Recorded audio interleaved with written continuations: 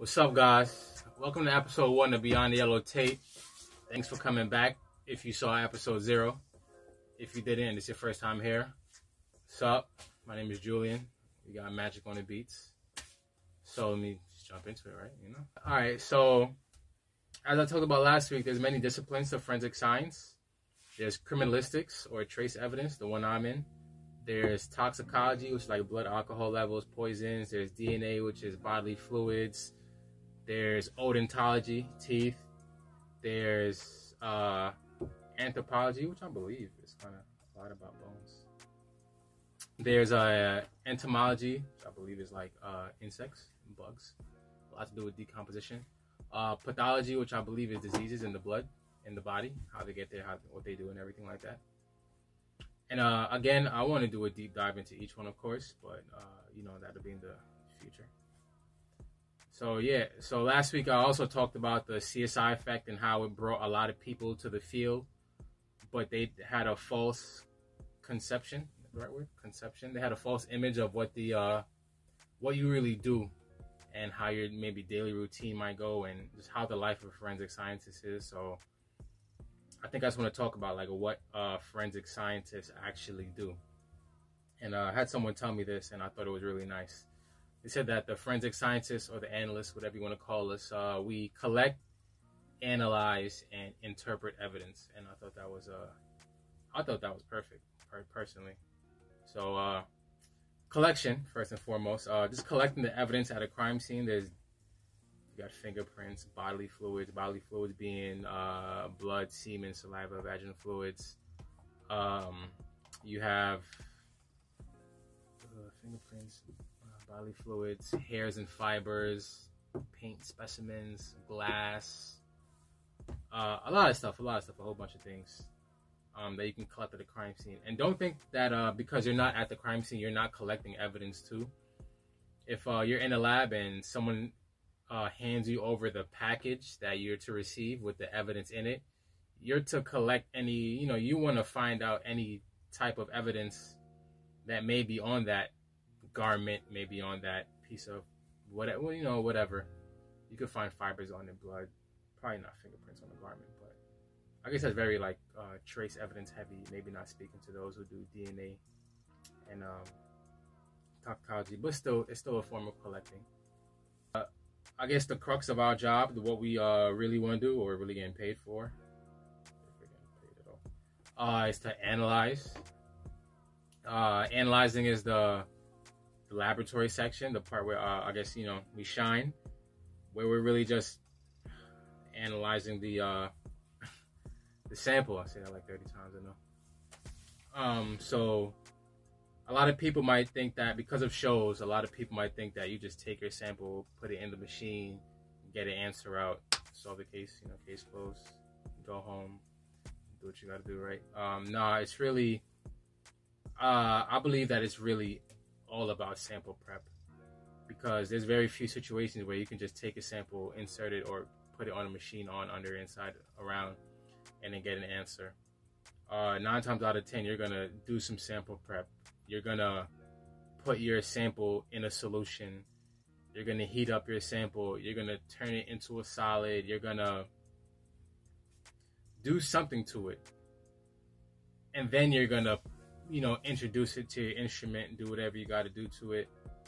Put it wherever it needs to be, I'll say that. And then that is still maybe the most simple way of you might get an answer at the end. Sample prep is probably definitely where you might get the most mistakes and error in your findings. If you have a quantitative sample, and you're trying to find out how much blood is, how much alcohol is in this person's blood, you do the wrong prep, you're gonna get too high or too low, and that's obviously wrong. You definitely don't want to make qualitative mistakes. You don't want to say you're looking for cocaine and you find out, and then you say that it's sugar or that it's meth. So qualitative, you definitely want to be spot on. That's something that you don't want to mess up, for sure. Things happen, of course. You're not going to get things right all the time, but the better your sample prep, the better confidence you're going to have in your results, for sure, 100%. And part of analysis is knowing how to use your instrument. And when I say knowing how to use it or knowing how to work it, it doesn't mean knowing how to fix it or repair it, anything, or know how to actually make it work. You don't need to know how the electrons move through the field and everything. That's like a lot. You need to know how to make your instrument work for you so you can work smarter and not work harder. There's no need to be analyzing a sample for an hour when it can be done in 20 minutes if you just know what techniques are handy and what techniques are used in that instrument. So that's definitely important. You want to know what detector you can put at the end of this instrument to make things go faster. You don't want to have to look in the library all the time. You want to know your instrument so you can make your job easier, work smarter, not harder. That's it pretty much. There was this one instrument at a school. I remember that it was an ATR-IR, which meant like attenuated total reflectance infrared spectroscopy. I know that's a lot. It is a lot. Oh man, that one, if I remember right, you can literally just put your sample on, let's just call it a disc, press down, and it would give you what it was most like as it cross-referenced the library within the instrument. So if it was some type of polyethylene chain, you'd get that. So that's maybe the only one I could think of that you really just don't need to do anything to your sample. You just put it there, and then you'll get something out of it. So that that's life.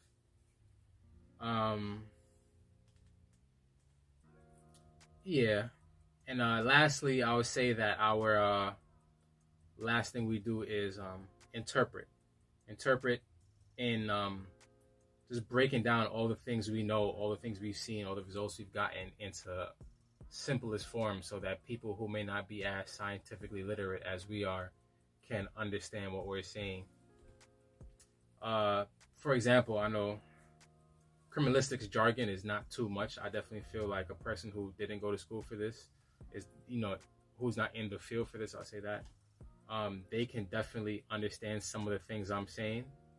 But when it comes to DNA and toxicology, that stuff will just blow your socks off. You'll be standing there feeling like I'm really just, stupid.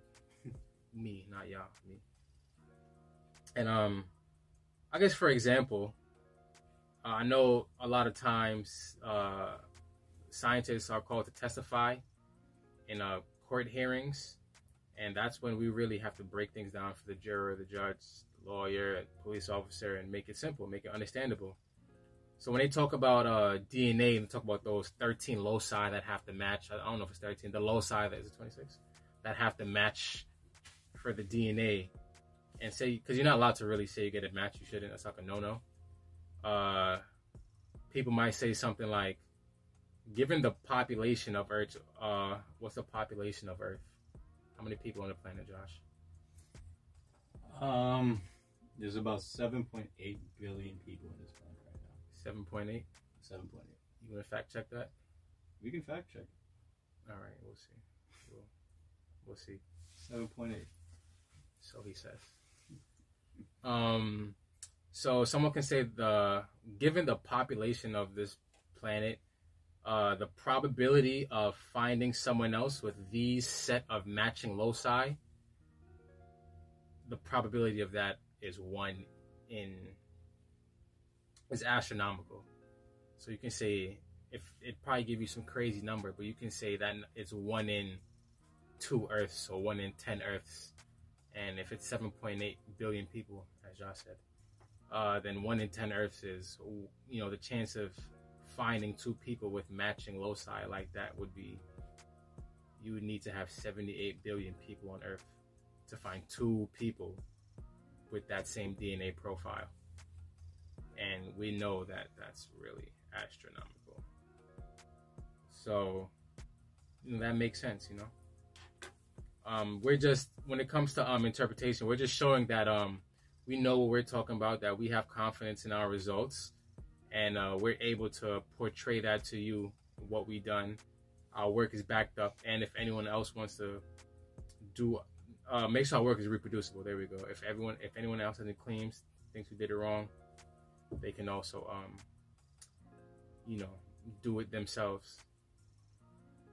And that's mainly three things I believe would be: collect, analyze, interpret. But I also believe that I guess this is something we do, but from it, just another thing would be to connect the suspect to the crime scene and connect the victim to the suspect. We want to make sure that the suspect was at the crime scene at this time, and we want to make sure that the victim and the suspect were near each other at this specific time to prove that this could even possibly happen, whatever this is, whatever thing we believe went down. And last but not least, you want to be unbiased and impartial.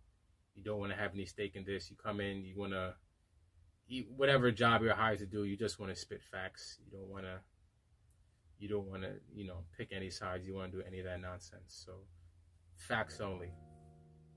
And that's how we want to have it. And I think I'm going to leave it at that today. Just give you guys what the analysts do, what these forensic scientists do. How does that relate to what you guys may see on TV? I don't know. But that's what the main job of them would be. And I hope you can see you guys next week. I want to talk about maybe more collection methods at the crime scene. Things like fingerprints, hair and fiber, blood, paint, fire debris. If you like what you saw, like what you heard, you know the vibe. Like and subscribe. If you got something good to say, if you got something bad to say, drop a comment. If I got something wrong, let me know. I ain't tripping. If you guys have any questions you want to say, anything you want to tell me personally, you can email me at jforensics2020@gmail.com. J4, the number 4, ENSICS2020@gmail.com. I'm Julian. This is Magic. And I appreciate you guys. See you next time. Peace.